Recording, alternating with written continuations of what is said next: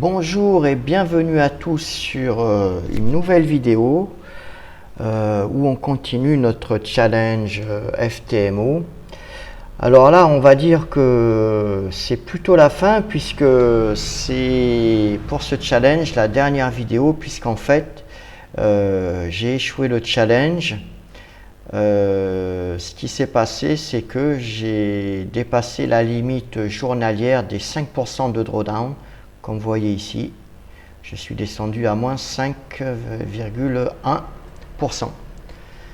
Alors, intéressant parce qu'en fait, bien sûr que l'erreur ici, c'était sur la gestion du capital.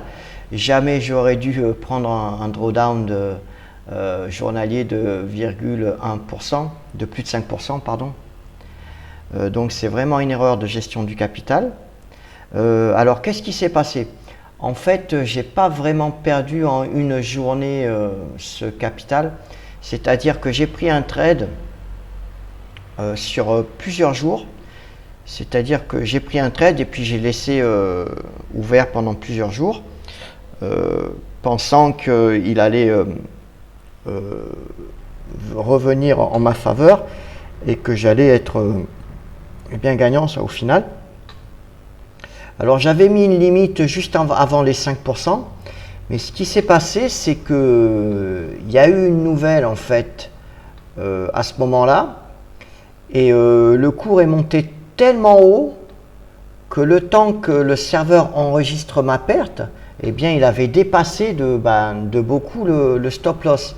Ça fait que le stop loss enregistré, la perte enregistrée, était au-delà finalement des 5% journaliers. Et voilà comment je me suis fait avoir.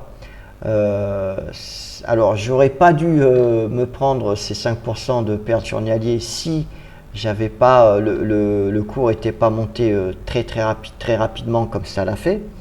Mais bon, c'est les règles du jeu, il faut accepter.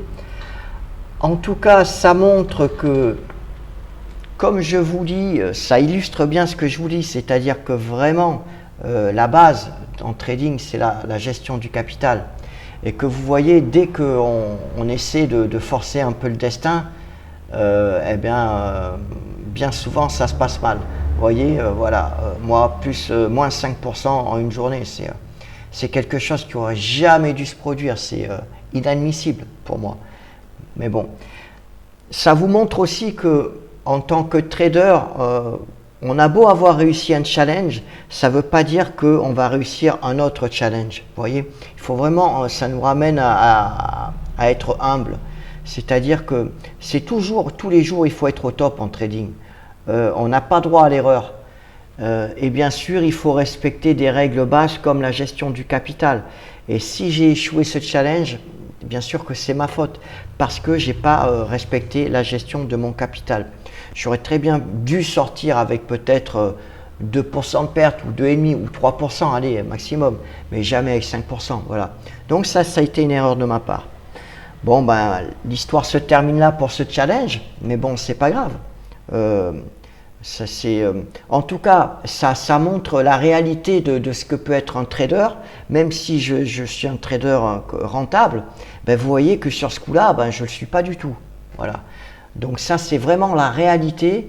Et en toute transparence, ben, je vous montre, voilà, concrètement que on a beau avoir réussi un challenge, on a beau être un trader rentable, ça ne veut pas dire que le lendemain, on va continuer à l'être. Et ça l'illustre bien puisque j'ai échoué sur ce challenge. Voilà.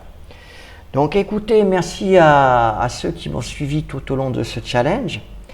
Je vous dis à très bientôt parce qu'en fait, j'ai repris un autre challenge avec une autre société qui s'appelle voilà, Forex Prop Firm.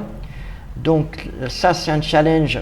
Je vous en touche deux mots maintenant, mais je ferai une vidéo plus longue pour vous présenter ce nouveau challenge. C'est avec la société Forex Prop Firm. Ils ont des très bonnes reviews, donc c'est pas mal. C'est un challenge en une phase. Il faut atteindre 10%. Alors là, j'ai pris un challenge à 50 000 $. Ça tombait bien, en plus il y avait une super promo là-dessus, c'était 50% sur le prix du challenge, donc il m'a vraiment pas coûté cher. Donc on va repartir sur ce challenge, et puis ben, comme sur le FTMO, je vous ferai des vidéos pour chaque trade que je vais prendre. Je vous dis à très bientôt, bonne chance et bon trading.